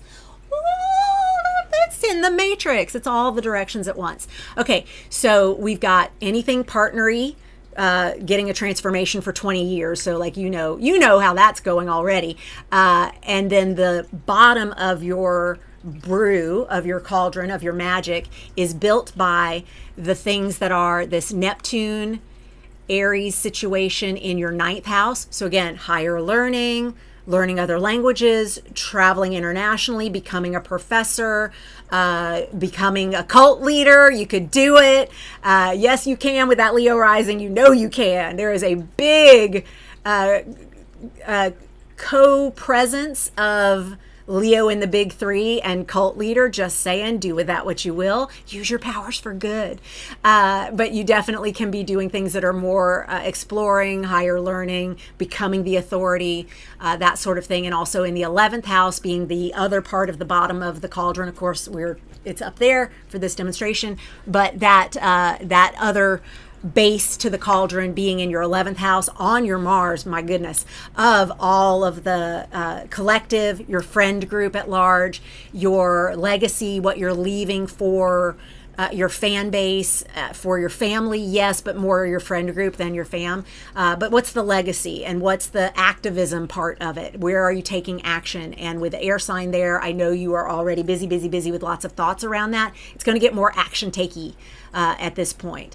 And especially when Mars crosses over Gemini in your 11th house, you'll be getting your Mars return. So it's a great time. You get the Mars return every 2 years. When you get your Mars return, be ready to just go beep beep. Like I'm in it. Let's do it. Let's take action. Let's fire this up. And what are the next 2 years going to be like for that Mars that gets reset every 2 years by Mars return? And then, like I said at the beginning, your top part of the lid is just barely in that first house. So we're definitely going to be using a lot of that 12th house magic, a lot of the place where you concern yourself probably too much. This is something that I said recently, and it bears repeating, so you've probably heard this from me before, but this is the big joke that astrology plays on the Leo risings of it all. You've got a Leo rising. You're born to be a star. You are meant to be out in public. You are meant to be seen. You got a 10th house sun. You are famous, period. Like that is no question. And then you've got Cancer in the 12th house going, I'm worried. Cancer worries already, but you put her in the 12th house and she's like, I'm worried. I'm worried about everything. I'm worried about things I can't see. I'm worried about things that I have seen. I'm worried about ancestors. I'm worried about future. I'm worried about what's happening. Is everybody taking care of themselves? I feel all the feelings and I don't know where they're coming from, and they're coming from inside the shell. That Cancer 12th house is always worried in a way that makes Leo rising a little more challenging than we let on, because we're like, Leo rising, you're the star, and you are, and also worry. So here's where we want to really lean into the magic of this. The magic is most at the top of your chart, representative. We know that it's geographically not like that, but in the top of your chart, that means it is where you are with your sun up there in the 10th house, safe in the public eye, happy to be seen, ready to take it. Yeah, Saturn in the 10th house, you're like, yes, come on, bring it. I am happy to build a ladder up here. I am happy to climb that ladder up here. Excellence is on display up here. All of that is a part of this magic. Do you have a ladle for it in your natal chart? You do with your rising, but your rising is really close to the lid, so it's not going to have a lot of leverage. So let's see if we have a better option. And I'm going to go to this moon over here. Moon in Scorpio, not the happiest moon. Conjunct Jupiter, but Jupiter is retrograde and opposing your sun up there. I'm still going to go with your moon. I'm going to go with your intuitive. Yes, a little on the worried side, but intuitive. Let's, instead of worried, rebrand that as empathetic also, but also empathic. You are an empath. You are able to feel all these feelings that others are having, and you are powerful enough with the stuff at the top of your chart to make sure that good shit gets done and helps the collective. Again, back over to your Mars in the 11th house. But you got to go with your gut. Scorpio is already happy going with your gut, and so that moon in Scorpio going with your gut, even more so. I think that's your ladle. I think we're going to use a gut-centered ladle to pull from that magic. Does that make sense?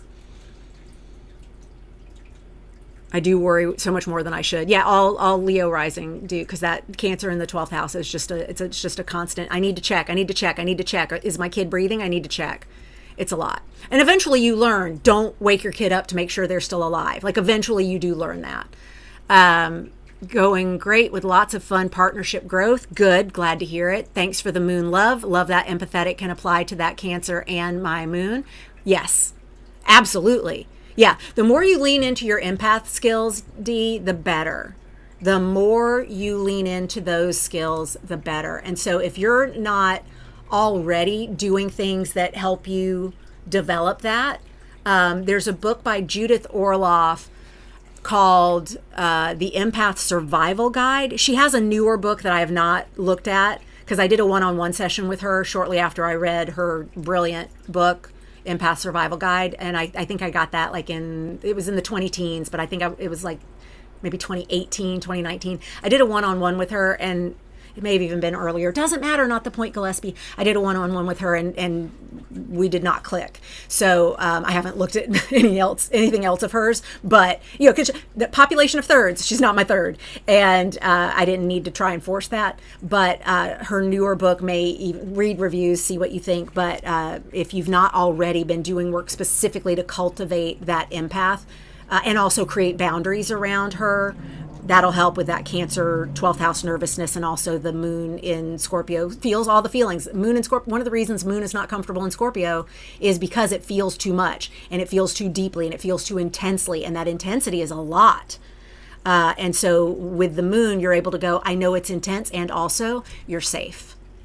You're safe because look at all this magic. Look at all this magic right up above you in this chart. Sweet, sweet Scorpio moon. And of course, even though Jupiter's retrograde in your natal chart, ask it, what's the best that can happen? Pronoia, we talked about it at the beginning of our time together.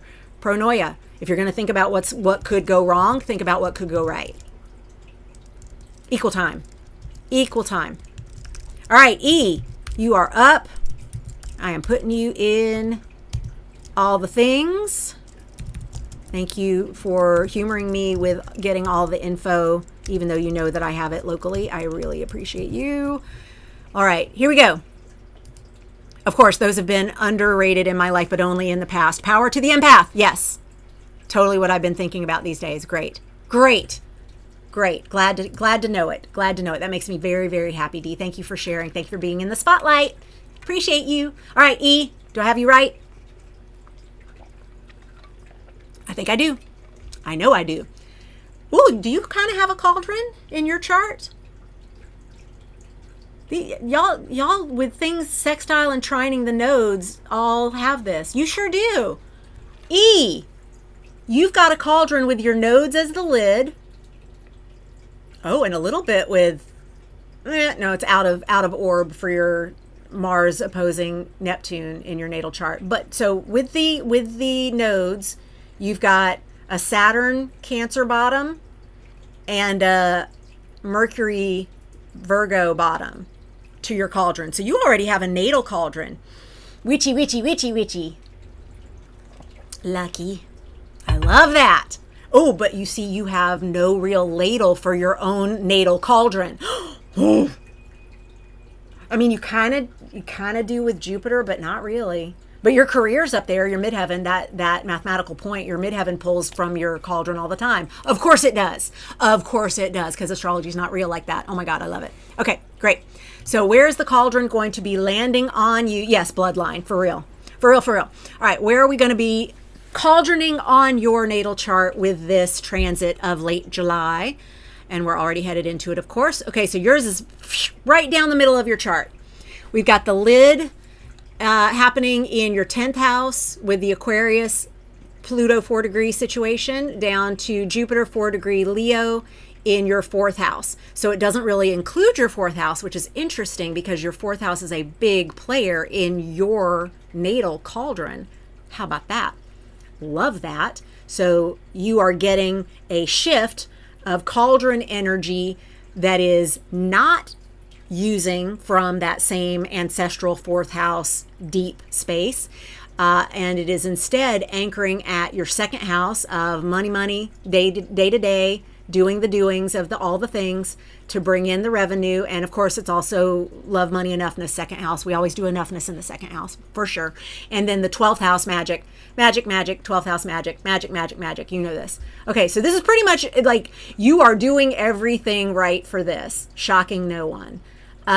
So what it's pulling from is a combination of your out in front of the world, public 10th house, 11th house for your audience, for the collective, for the people that will be calling you ancestor. What are you leaving for that group? What is the activism there? 12th house, of course, all that magic, all your dreams, all the things that you can tap into and bring back into the here and now. If you're not already lucid dreaming or practicing lucid dreaming, I want you building a practice around that. The first gift that Keith ever gave me in our relationship, we had now met in person. So we met on the internet, started talking on the phone. This was pre-dating sites. Like this is April 2001. We didn't even call it 20. We called it 2001. We didn't start saying 20 until we got into the teens. But 2001, April, we met in a Yahoo group, an e-circle, became a Yahoo group, became, like around a publication that I was a writer for. I started writing for them in 99, 2000, something like that. And they had a online community that would meet in this Yahoo group. And Keith was one of the readers of this, or he had met the editor of the publication in a D&D group, of course, because Keith D&D. So they had met. Keith came over into the group, started chatting with us, and he was like, oh, I like this chick. And I'm like, of course you do. Everybody does. You're very lucky to get to spend time with me. And it was just a place where we as writers would come in with the fans and have, it was like, discussion group around the last issue and the last column I wrote or whatever. And my column was called Don't Get Me Started.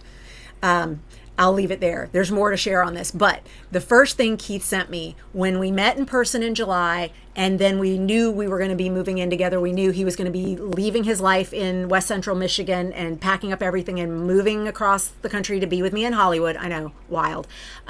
We knew that was happening. He sent me the book Creative Dreaming. And it is a fantastic book on lucid dreaming. And we made a date to meet in our lucid dreams, and we still do that.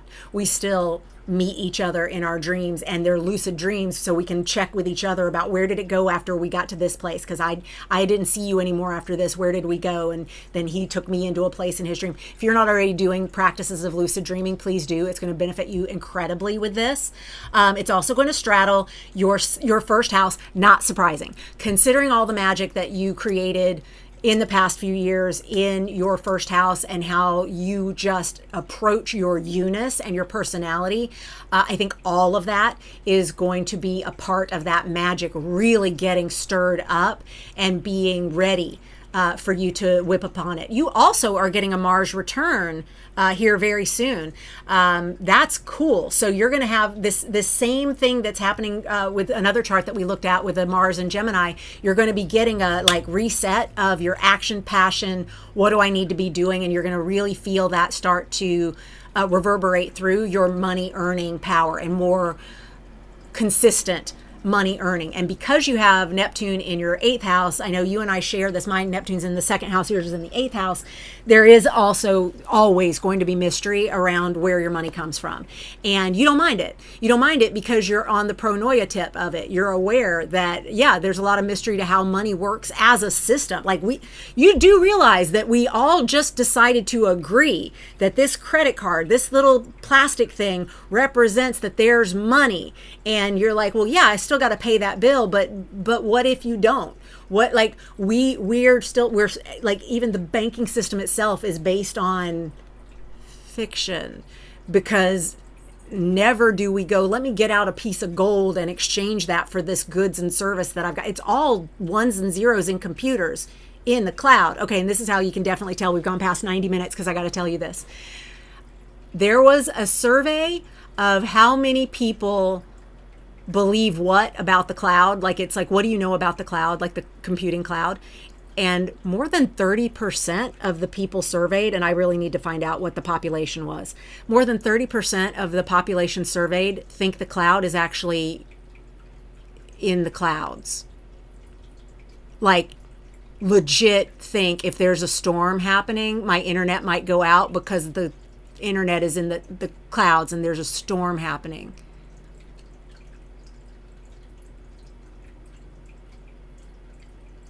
Y'all. The cloud is just some other dude's computer. That's it. The cloud is just some other dude's computer. It's a computer that doesn't live at your house. That's it. Oh, bless.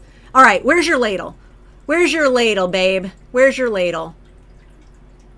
You got a pretty snug ladle with your first house. With your I am clearly past 90 minutes. You've got a pretty snug ladle with your sun in Virgo in the 5th house. Conjunct your Venus, your retrograde Venus in Virgo, which you already know doesn't like it. If you're not doing 44 days with Venus again, please do. And if you're not ready to do it now, do it with me when Venus retrogrades later this year, because that Venus being healthy, that close, and applying to that sun, yeah, we need that. We need that power, because this is a little narrow of a lift. I like your Mercury, though. Your Mercury has a little bit more room to pull from it, but your Mercury is busy being the base of your own cauldron. I'm not surprised that Pluto and Uranus and Neptune could be better, and even your North Node in Scorpio could be better ladles for you. They're outers, so they're outers, and then in the case of the node, they're math.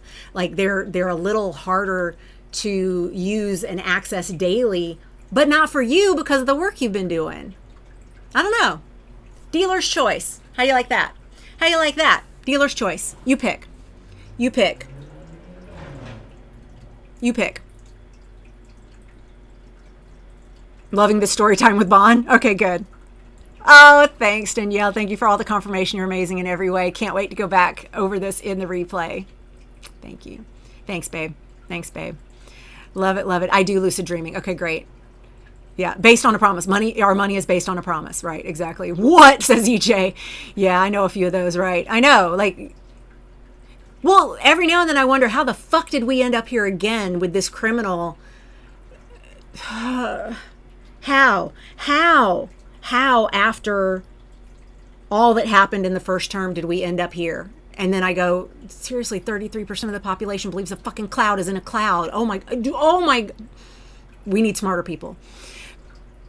So anyway, yeah, sounds like how Christianity sees God. Yeah, Emily, big time, big. Yep, I have an altar to Venus. Okay, great. Refresh your altar to Venus if it's been a minute, because she's going to be a big player in how you do your lifting from all this magic. And we will continue to work that out. I know, because I see you on the regular. So we will continue to work that out. Love it. Thank you for being in the hot seat. I appreciate you. Thank you. And now, Holly, it's you. Holly. All right. I will say last call for questions around all the things. We do not only have to talk about the cauldron, because of course there's also all the other woo weather that I mentioned. Holly, take a look. Tell me if I got you right. I think I did. But last call in the comments, in the chat. Replay crew, we can continue having conversation in the comments. Please drop me a comment letting me know how all this resonates for you. Tell me where you think the cloud is. And also, what of the transits that I put in the poll are you most excited about? Because the poll was only for the first few minutes of our chat, of our live stream. Jupiter in Leo for a year, preview of Chiron in Taurus, nodal axis shifting from Virgo Pisces into Aquarius Leo, or Mercury retrograde in Cancer, or something else. Secret fifth thing. Do tell. I love to know. All right, Holly. Great. Excellent. Let's see where the cauldron is on you. All right. Cauldron in your first house. Yes. Oh, you got it. You got it right anchored right there like I did in the example chart. I love it. You've got first house for the lid. So your entire personality is going to be a part of this. All of how you drive your life car, all of your communication skills, because of that Mercury hanging out right there. And the other side handle, the other side of the lid is at the very start of your seventh house of partners and partnerships and one-on-one dealings with Jupiter at 4 degrees Leo. So your base is going to be third house, communication, writing, Substack, newsletter, blogging, vlogging, social networking. Do you have a presence at Instagram? Y'all, I downloaded the iPad Instagram app because they keep pelting me with, like, I have not been doing Instagram for like almost 3 years now. It's definitely 2.5 years solid. I have not been on Instagram, like not at all. It's not just I'm not posting. I have not been on it, period. And here, like, I went on and downloaded the new Instagram for iPad app. And then I went a few places and looked at a few things. And I was like, oh, I could see how I could spend a lot of time here. And I'm like, you really should consider bringing back like your Chart Harmony channel. That's not channel. Chart Harmony profile at Instagram, even if you're not like regularly posting on your Bonnie Gillespie one, your Chart Harmony one could use some love, like just for the brand. And I'm like, I might make that a project. I might make that a Venus retrograde project. Anyway, just saying that because I did check on what Instagram is up to, and good God, at the number of things that they have made so much. Meta owns this, and Meta is doing this, and Meta is studying you this way, and Meta is stealing this information from you this way. And I'm like, I'm glad y'all are saying it out in the open now, because I've been wearing that tinfoil hat forever. I'm like, do not reply to things nested. That is just teaching AI how to understand the nuance of human communication. Do not reply to things nested. Not in Zoom, not in Facebook, not in Instagram. Put it all out on main. Comment. You will never see me replying nested, because nested is how you teach the AI the nuance of your communication. You teach it the context of like how long after the thing was said could your reply be reflected back to something earlier, and it's helping it get that nuance that a computer can't really get. And so I'm like, no, I'm putting it out on main, and I'm saying, haha, that was so funny, your name, and or a nickname or nothing, no context. And you're able to figure out what I'm referencing because you saw me in the Zoom cracking up when you wrote it. So even if 3 other things have been posted, anyway, tinfoil hat always gets more active after the 90-minute mark. Holly, let's look at this. So your third house, your social media, your newsletter, your blog, your vlog, whatever it is that you're doing in your local neighborhood also is a part of the base of your cauldron and where this magic is going to be showing up in your chart. But also very important, because the Neptune, third house, the Uranus part of the base here to your cauldron visit is happening in your 5th house. The Uranus part in the 5th house says, let's be reckless, let's be rebellious. The 5th house is already about your children, your childlike glee, your inner child work can also be here if that's something that you would say is fair game for a child themed house. It's also where you take the stage. You have a night chart, so especially the 5th chart is how you get seen. You go to your 5th house and use that Gemini energy to step into the spotlight, to do risky things like taking the stage, but also it's risks like gambling, it's risks like affairs, it's risks like things that you feel a little naughty about. And so if you're not having fun and feeling playful in what you're doing with that communication stuff in your 3rd house, the magic's not going to be as potent as it could be. So make sure that that's always a part of it. And then, like I mentioned before, the top part of that lid being in your 7th house, it's not very much in there. It's only 4 degrees in there on whole sign houses. So it could be that you involve partner work with this, but it's not a requirement. Where's your ladle? Where's your ladle? Especially with a night chart, having your sun and your ascendant in the magic. First of all, yummy. Your sun and your rising are in the magic of this cauldron. I'm not mad at that. I think that's amazing. Your Jupiter is there, your Mars is there, your Venus is there. Like you got a Mercury, like you got a soup. You got this cauldron showing up in some really important parts of your chart. It's really it's helping define who you are, depending on how you use the magic. So where are we going to get a ladle? That moon is the closest to you because that backseat driver, moon in Capricorn, not great shape. Moon doesn't like being in Capricorn all that much because we've turned Capricorn into the worker bee instead of it is the strive for excellence, which is what Capricorn is supposed to be, the strive for excellence. In hustle culture, dominant culture, capitalist culture, we have turned Capricorn into I'll sleep when I'm dead. I'm working. That's not really how it's supposed to be. But so that moon is a little close to the lid to get good leverage. I like that your midheaven up here in Sagittarius 11th house has a really good grasp at getting into that magic. So this could be how you have your career ambition and your adventure seated, because your midheaven is in the 11th house using whole signs, which means it's going to be more about leaving a legacy and creating that adventure, that Sagittarius vibe for the collective, more than about me. A midheaven, in which we can only really do this in whole sign houses, a midheaven that skews over into the 11th house is all about the legacy that you're leaving, whereas the 9th house, which it can also go to, is more about still trying to become a master at some of what you want to leave behind. And then the 10th house is just the straight up as we're used to it in quadrant houses, which is the midheaven in the 10th house it's my career ambition. It's how I go about doing my public eye things.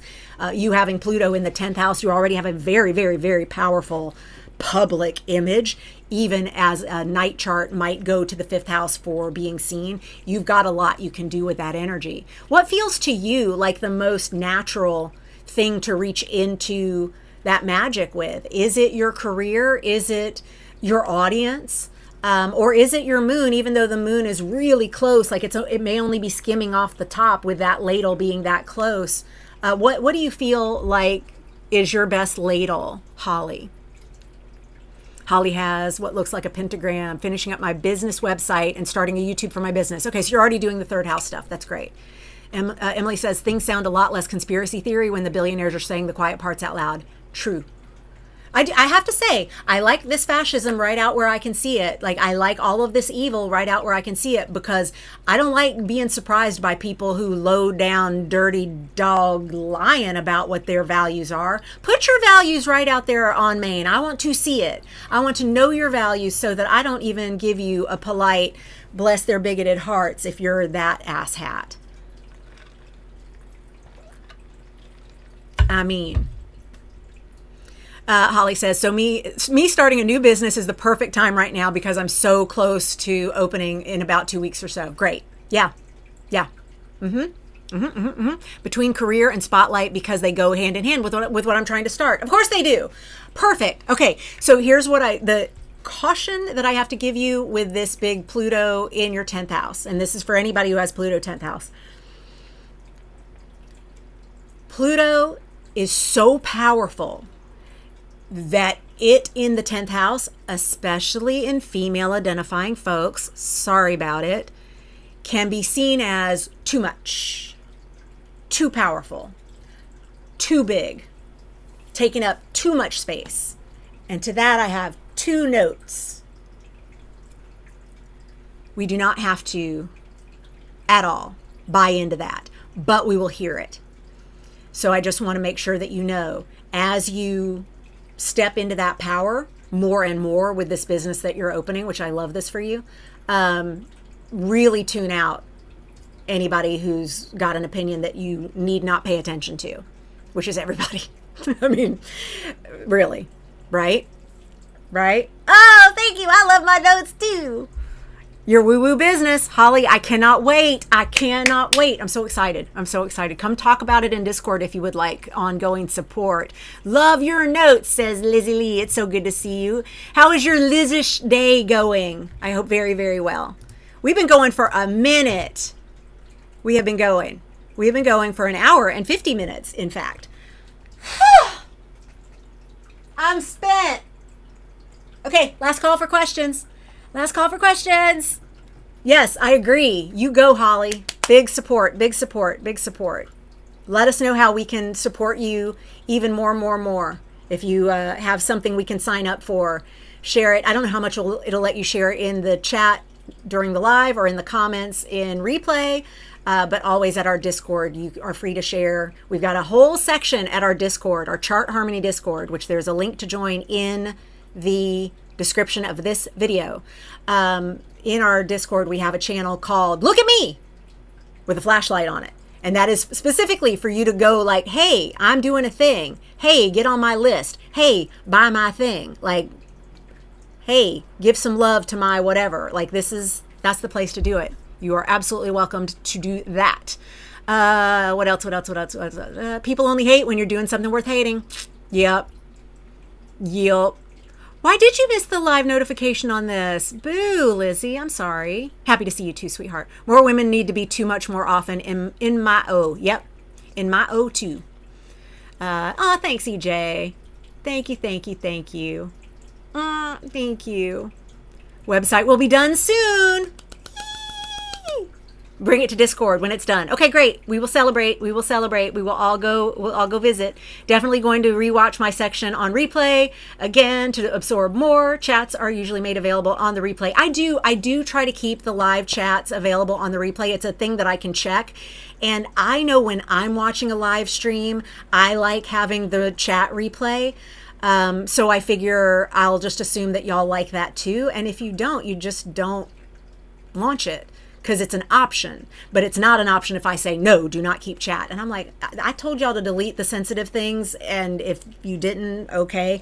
But also, I'm like, this was a moment in time that we shared. Let's actually fully share what that was like, even in the replay. That's on me. That's on me. Anything that we need to know about Jupiter in Leo? Yeah, Jupiter in Leo is going to make bigger all the Leo things. Now, there is a particular Cheeto in chief with big Leo in his chart. And big Jupiter coming to big Leo in the chart of somebody who is seriously only being kept alive by whatever it is that they infuse through his sad little pruned up, bruised up hands every week. whatever that juice is that they give him, that they infuse him with for the day and a half that he's not giving press conferences or spouting off on social. He is being given keep alive juice that they don't give the rest of us, of course. When that kind of activation happens with Jupiter moving into Leo, it says more, more, more, more, more. And when the eclipses come to the axis of Leo and Aquarius, where Leo is the center me, center all men. I just saw a meme today that was, have you found Christ? And the response is, I'm not centering men anymore. So no, thank you. And I had to save that because, I mean, it's so good. So in this era of Jupiter being in Leo, it's going to expand whatever the Leo house is of your chart. And so take a look at where on the chart wheel you have Leo, and that's going to get bigger, bigger, bigger, more extreme, more blingy, more showy. And that's not always a good thing. Remember when I said earlier in our live stream that Jupiter comes in and says, oh my God, you're so wasted, let's do shots. It doesn't say, hey, you're so wasted, do you have a safe way home? Jupiter will never ask that question at that moment. It's just not in Jupiter's vocabulary. It's just not. Yeah, so wherever you have Leo, you're going to be getting a glow up. You're going to be getting a lot of attention. And if it's one of the dark houses, that could be uncomfortable. And if you're Leo rising, you're like, great, I'm going to get this much bigger personality with Jupiter visiting my first house. It's going to be bigger, bigger, bigger, bigger. And old days astrologers would say, you're going to gain weight when Jupiter comes to your first house. I only say that mockingly to the people who said that because, you know, it's like, let's be concerned, again, mostly female identifying folks, about what's happening to your ass during this transit that you should be focused on for the joy of what it does to your personality. It makes you bigger. It makes you a bigger personality. But for Leo, first house, you got that Cancer 12th house that's going to get big worried because, wait, I just got comfortable with the way Leo already is. And then you bring Jupiter here. Also, everybody, Jupiter transits take a year and they happen every 12 years, which means you can go back to your chart 12 years ago and see how you felt when Leo was in Jupiter, when Jupiter was in Leo before. Shut this girl up. It's time to rest this contraption. Y'all, I love you tons. Thank you for joining me. This has been an absolute blast. I love doing these hot seats. I really appreciate you joining me. Have a fabulous weekend as we move into Mercury retrograde next week, Jupiter moving into Leo, and all the pressure as we build toward that, Mars climbing over Uranus in Gemini. Enjoy Mercury retrograde, ruling that situation. Take care of yourself, bubble wrap if necessary. As always, give yourself a big hug, get that shadow side, give yourself lots and lots and lots and lots and lots of love. Stay present. Come join us in the Discord. Let us know how we can help you with anything that you're working on. And just know you're always in my thoughts and feels, because Cancer stellium. Love y'all. Take good care. Bye.